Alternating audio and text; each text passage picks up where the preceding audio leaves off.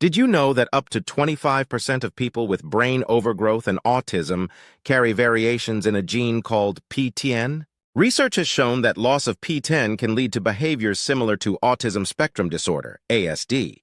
This is a significant discovery worth exploring. The PTEN gene plays a major role in brain function. When it's altered, it affects specific neurons and leads to what's known as excitation-inhibition imbalance. This means there is increased excitation from certain neurons, while local inhibitory connections are weakened.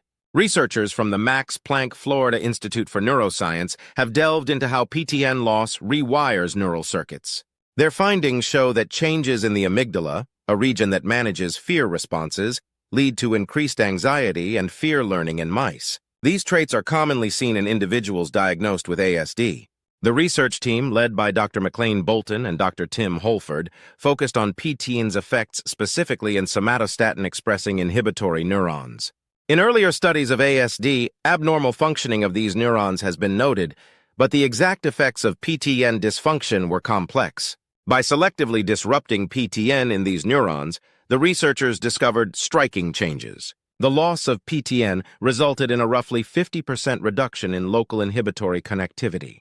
Meanwhile, excitatory inputs from nearby neurons increased, creating an imbalance that heightened anxiety. Interestingly, while anxiety and fear responses intensified, social behaviors remained unchanged, indicating that not all ASD traits are affected.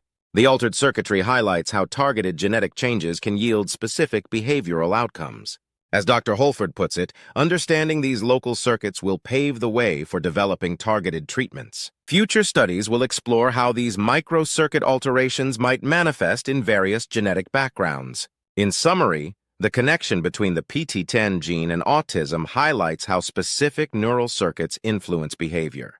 This research opens the door to developing targeted therapies for anxiety and fear traits in individuals with ASD. If you found this information insightful, stay tuned for more updates on breakthroughs in neuroscience and their implications for autism research.